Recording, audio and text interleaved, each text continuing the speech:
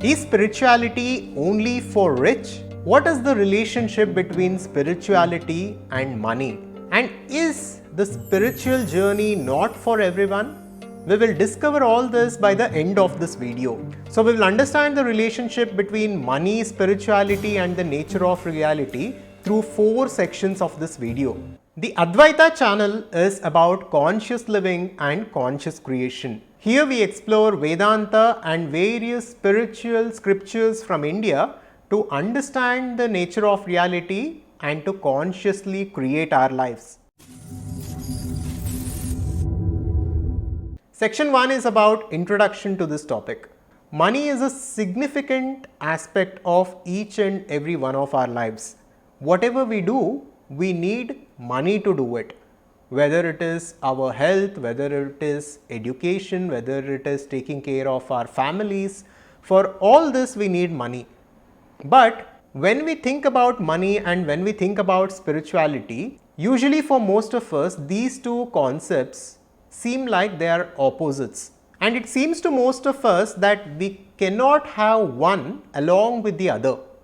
But is this actually true? What exactly is the relationship of money and spirituality? It is very important for us to understand this because I think this understanding is important to live an abundant and a fulfilled life. In section 2, we will look at the teachings of Osho. I think many of you are familiar with the teachings of Osho, or at least you have heard of Osho.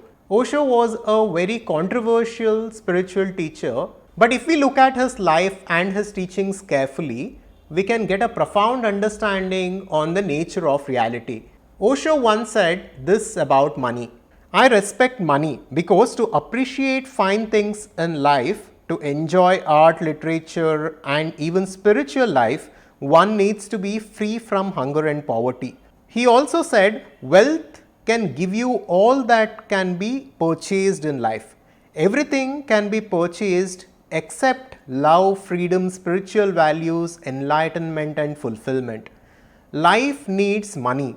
Life needs comfort. Life needs food, clothes, houses, literature, music, etc. So denying money is denying life, he said. So Osho lived a very abundant life. He was famous for having around 90 Rolls Royces at his disposal. So he lived a very extravagant life and he taught spirituality to the world. And through his life, he was pointing towards something very significant. We will understand this in the next part, but I also remember in one of his videos, he was talking about how this existence, how this entire cosmos is an organic unity and there is no actual split between materialism and spirituality. He used to say everything is spiritual and everything is spirit, and a division between spirituality and materialism is simply a fiction. With this, let us come to section 3 where we will look at Swami Vivekananda's teachings on this subject. Now to be clear here, Swami Vivekananda was a strict Viragi. He was totally detached from the world and he always stayed away from extravagance and materialistic life.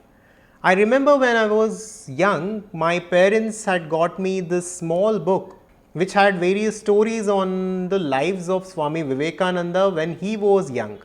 And in those stories, it was said that Swami Vivekananda was extremely charitable even as a young kid. If someone was in pain, if someone was in suffering and if someone needed something, he always used to give them whatever he could, whatever he had. This got him in a lot of trouble. Because of this, he was sometimes imprisoned in his own house. He was locked down in a room within his house because he was simply giving away different things from his house. But even then, when he was locked within his room, it seems he was giving away things through the window. He had this innate quality of giving and kindness. But in one of his quotes, he says it is a crime and it is an insult to teach spirituality to a starving man, thereby pointing out the importance of money and importance of comfort in one's life, even to seek spirituality. And now I will read some of his quotes directly. Man stands in materialism. You and I are materialists. Our talking about God and spirit is good, but it is simply the vogue in our society to talk thus. We have learnt it like a parrot and we repeat it. So we have to take ourselves where we are as materialists and must take the help of matter and go on slowly until we become real spiritualists and feel ourselves spirits, understand the spirit and find that this world which we call the infinite is but a gross external form of that world which is behind. And he also once said, materialism and all its miseries can never be conquered by materialism. So, Swami Vivekananda clearly understood what is the nature of reality. He understood that the world that we live in is materialistic. We live in a materialistic world and we need to acknowledge this and we need to start where we are and move towards spirituality. Swami Vivekananda's approach, his lifestyle, his teachings were very different from that of Osho's. But yet, I think both of them were pointing us towards that same reality. Both of them, in their own way, were telling us that there is no distinction between material and spirit. And this world is simply the expression of consciousness.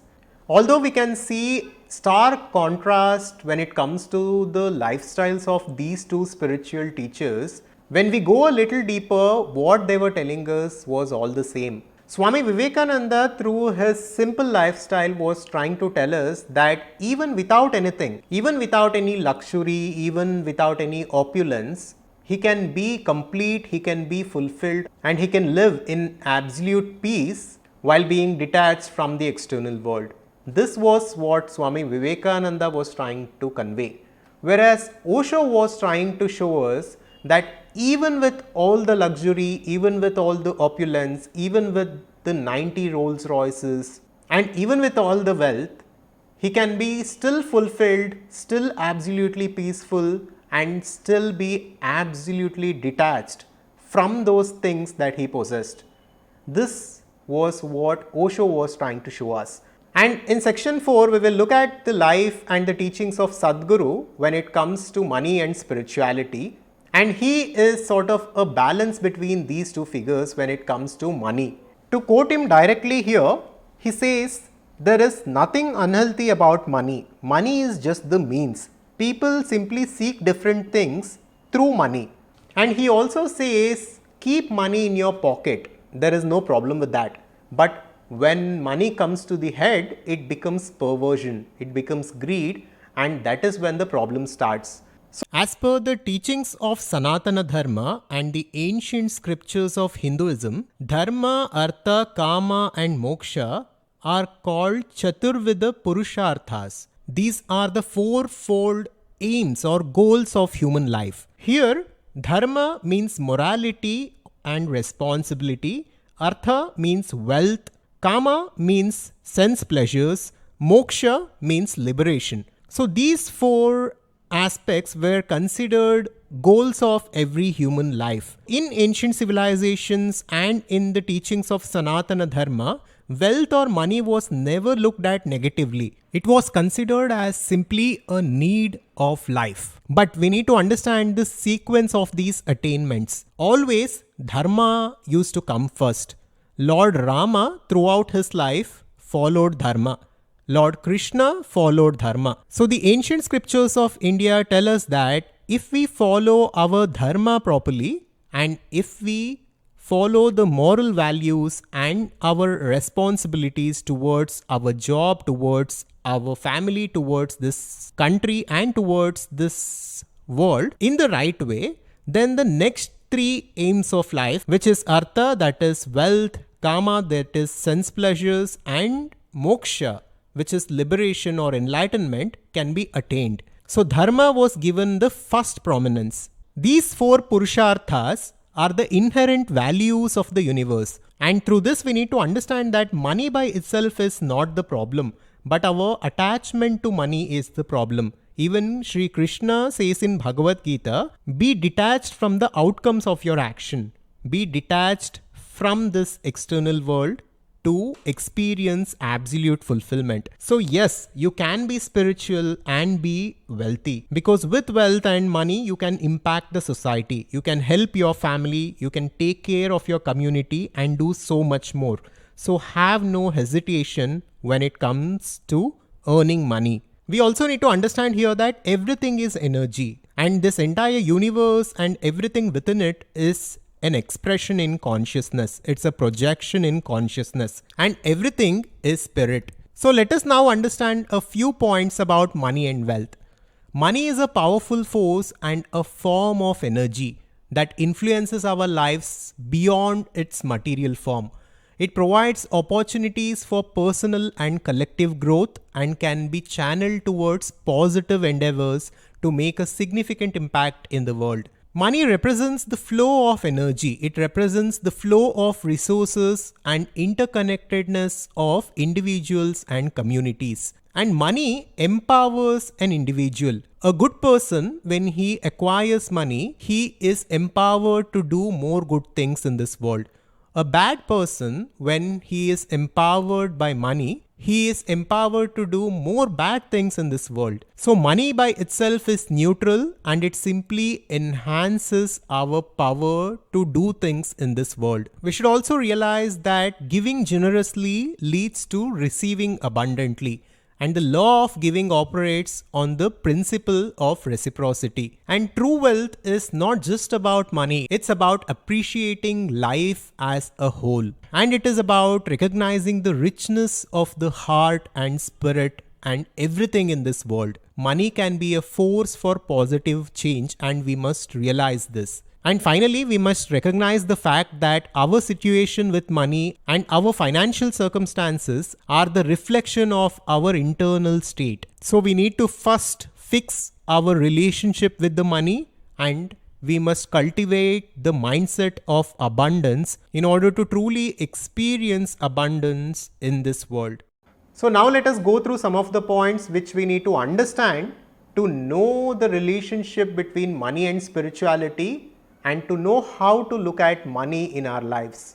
Point 1, money is simply a tool. It is neither good nor bad. Point 2, there is nothing right or wrong about money. The problem starts only when we become obsessed with it and when we are enslaved by it. Point 3, through money we seek freedom.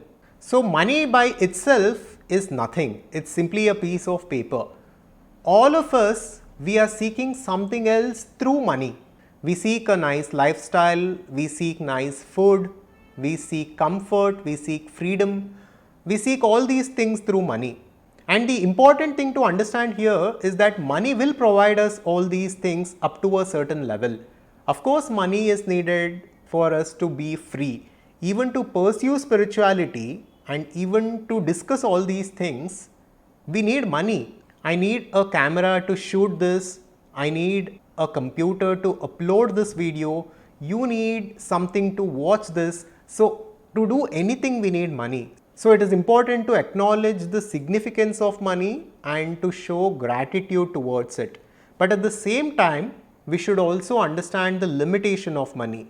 Although money gives us freedom up to a certain level, it cannot do anything beyond that. As per the teachings of Upanishads, money and wealth can never give us absolute fulfillment. For absolute fulfillment, we must seek the true source of fulfillment. Point number 4, use money but do not let money use you. So we must become conscious about this, and although we must respect money and we must value money, we should not be obsessed by it and we should not be enslaved by it. We need to understand that it is simply a tool and we need to use it as a tool in order to achieve what we want in this life. And point 5, we need to understand that everything is spiritual. Like Osho said, there is no distinction between material and spirit. This universe is an organic unity. This is the teaching of Advaitha Vedanta also. As per the teachings of Vedanta, this universe is a projection in consciousness, and every aspect of this universe is consciousness, and even money is consciousness. In that way, we must understand the nature of reality and we must strive towards conscious living.